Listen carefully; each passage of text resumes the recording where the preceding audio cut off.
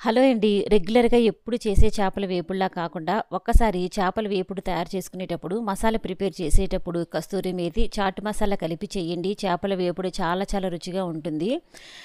ఈ వేపుడిని మనం సింపుల్ ప్రాసెస్‌లోనే తయారు చేసుకోవచ్చు.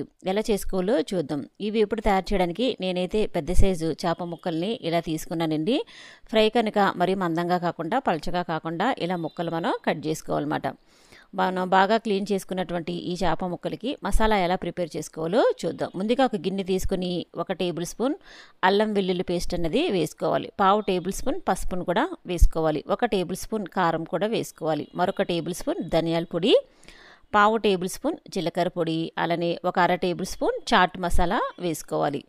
అలానే మీ రుచికి తగ్గట్టుగా సాల్ట్ కూడా వేసుకోవాలి. మరొక అర table spoon garam masala powder అన్నది వేసుకోవాలి. తర్వాత 1 టేబుల్ స్పూన్ కస్తూరి మేతి కూడా వేసుకుని మరొక టేబుల్ స్పూన్ నిమ్మరసం వేసుకోవాలి. చాలా బాగుంటుంది నిమ్మరసం వేసుకోవడం వల్ల. అలానే 1 టేబుల్ స్పూన్ ఆయిల్ కూడా వేసుకుని ఒక 2 లేకపోతే 3 టేబుల్ స్పూన్ల వరకు వాటర్ వేసుకుని మసాలా ముద్ద అన్నది మనం ఈ విధంగా తయారు చేసుకోవాలి. చాట్ మసాలా కస్తూరి మేతి వేయడం వల్ల చాలా బాగుంటుందండి. వేపుడైతే ఒక్కసారి ఇలా ట్రై చేయండి. ఒక 2 టేబుల్ స్పూన్ల వరకు వాటర్ ఇలా వేసుకుని ఈ మసాలా ముద్ద అన్నది తయారు చేసుకుని చేప ముక్కలకి 2 వైపులా కూడా చక్కగా ఈ మసాలా అంతా కూడా పట్టేలా చేప ముక్కలకి మసాలాను పట్టించి ఒక అరగంట ఆగి వేపుడు చేసుకుంటే చాలా బాగుంటుంది. మసాలా చేప ముక్క లోపల వరకు కూడా వెళ్ళి సింపుల్ అండ్ టేస్టీగా మనం తయారు చేసుకోవచ్చు. ఇలా మసాలా మొత్తం పట్టించాం కదా, ఒక అరగంట తర్వాత వేపుడు చేసుకుందాం. వేపుడు ఎలా తయారు చేసుకోవాలో ఇప్పుడు చూద్దాం. ముందుగా స్టవ్ ఆన్ చేసుకుని మందంగా వెడల్పుగా ఉన్నటువంటి ఒక ప్యాన్ పెట్టుకుని 3 టేబుల్ స్పూన్ల నూనె వేసుకోవాలి. ఫ్రై కనుక కొద్దిగా నూనె అన్నది ఎక్కువే పడుతుంది. నూనె బాగా వేడైన తర్వాత కొద్దిగా కరివేపాకు, అలానే కట్ చేసుకున్నటువంటి పచ్చిమిర్చి కూడా ఒక 2 వేసుకోవాలి. ఇవి మనం కరివేపాకు వేసుకోవడం వల్ల మంచి ఫ్లేవర్ ఉంటుందండి వేపుడికి.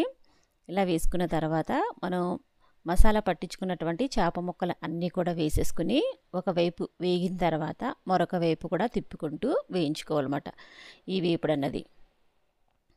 ఇలా వేసుకున్న తర్వాత మీరు ఒకవైపు వేగింది అనగానే మరొక వైపు కూడా తిప్పుకుని వేయించుకోవచ్చు. ఎప్పుడు చేసే వేపుడు కాకుండా ఒకసారి చాట్ మసాలా అలానే కస్తూరి మేతి వేసి కూడా ఒకసారి ఫ్రై అన్నది ట్రై చేయండి. చాలా చాలా బాగుంటుంది.